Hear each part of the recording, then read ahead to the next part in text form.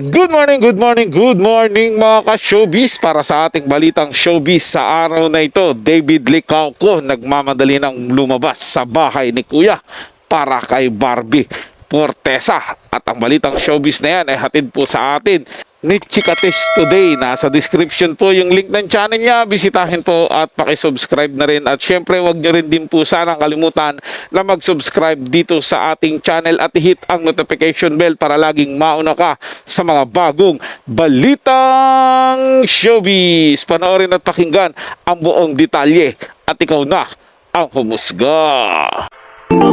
Chikates Today. Sa darating na linggo, lilipad na patungong Korea si Barbie para sa taping ng kanyang upcoming series na Beauty Empire, kaya naman hinihinalang nagmamadali daw si David makalabas ng bahay ni Kuya dahil daw kay Barbie. Ibig bang sabihin nito, gusto munang makita ni David ang aktres bago ito umalis? Samantala, halatang tila may pag-uusap daw talaga lagi ang dalawa. Sa interview daw kasi kay Barbie, nakakatuwa ang paraan ng pagsagot niya. Sa kanyang mga sagot kasi, ay parang alam niya ang mga plano ng aktor.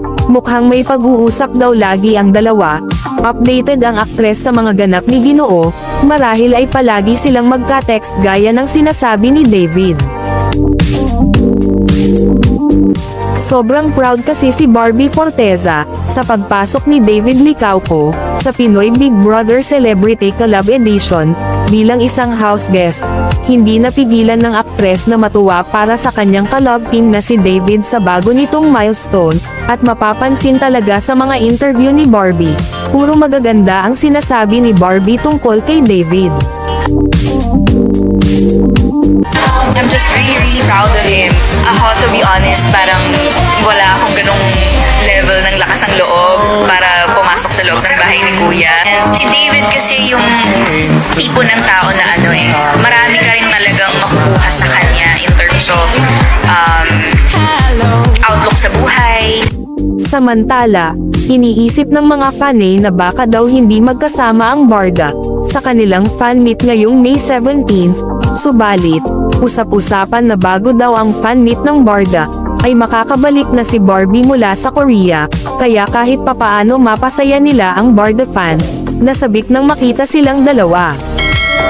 Grabe mga ka-showbiz, no? Ang sweet naman ni David Licauco. Talagang nagmamadali siya na lumabas sa bahay ni Kuya para masilayan muna si Barbie Fortesa bago man lang magpunta ito sa South Korea. Wow, ganyan talaga yung mga taong tunay na nagmamahal at nag-aalala doon sa babaeng kanilang minamahal. Siyempre bago man lang sana hindi sila magkita ng ilang araw, gusto nila magkausap, magkakumustahan at magsabi man lang ng ingat ka ron at lagi mo akong kumustahin dito. Ay naman, napaka-sweet po talaga ng Barda mga ka-showbiz. Kaya naman marami po talaga ang naniniwala, maging ako, na talagang yung kanilang ginagawa o pinapakita sa atin totohanan na talaga yan at wala nang halong kabiruan yan or love team lang. Ito'y totohanan na feelings nila sa isa't isa. Kaya dapat po tayong mga sumusuporta sa mga love team na kung sino man yan sinusuportahan natin o dito sa Barda, maging masaya po tayo kung ano pong meron sila ngayon. At siyempre hoping pa rin po tayo na hanggang sa dulo ay silang dalawa yung magsasama.